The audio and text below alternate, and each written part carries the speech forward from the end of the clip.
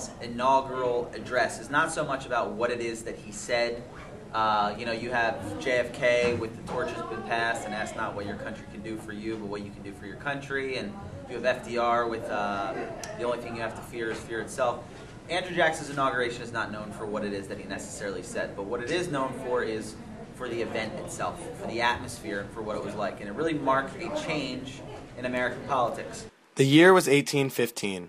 As the final battle in the War of 1812 raged on, a hero emerged. That man was Andrew Jackson.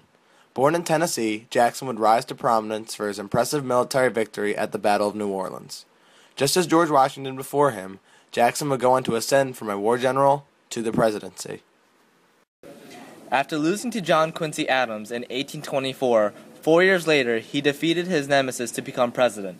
However, the election doubled as a Jackson victory and an American victory, as the crowd at his inaugural address would become legendary. His inauguration on March 4, 1829 was unique for many reasons, one of them being that for the first time, the ceremony was held on the east portico of the United States Capitol, whereas before it was a private ceremony. Yet the greatest spectacle of his inauguration was the number of people who came out to support Old Hickory. 10,000 people gathered at the site to listen to Jackson address the nation for the first time as their president. Francis Scott Key, the man who wrote the Star-Spangled Banner, described the occasion by saying, "It's beautiful. It's sublime." Andrew Jackson and his presidency was the first people's presidency. He's a controversial figure. He's a guy that some people love and some people hate. But what is true about his inauguration is that very average citizens took over Washington, D.C., whereas the elite were used to Washington, D.C. They had been there. They were not used to commoners, flocking for an inauguration. But what you ultimately found were very average people hitting the bars, hitting the inauguration, taking over Washington, D.C., taking it by storm, making many in the elite status very uncomfortable. Still in the early morning, the crowd reached numbers of 21,000 people, calling for a blockade of the portico's stairs. Although Jackson's speech was not remembered for what he spoke of in his address, the day would be forever ingrained in the minds of Americans and would have a tremendous effect on Jackson himself.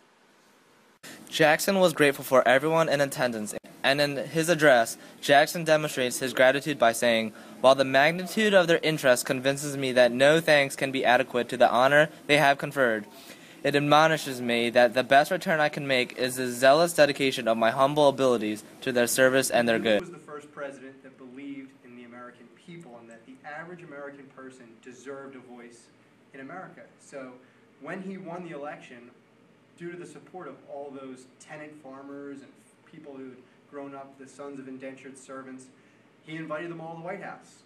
And the party, of course, got completely out of control. And the punch bowl had to be moved to the lawn to get some of the people out of the house itself. But really, Andrew Jackson understood that everybody in America deserved to have a say. Following the address, the White House was open for celebration.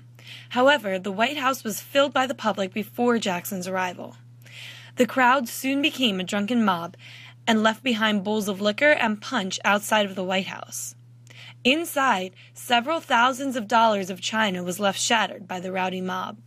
The inauguration of Andrew Jackson was the beginning of the era of the common man, as citizens were allowed to partake in the festivities for the first time.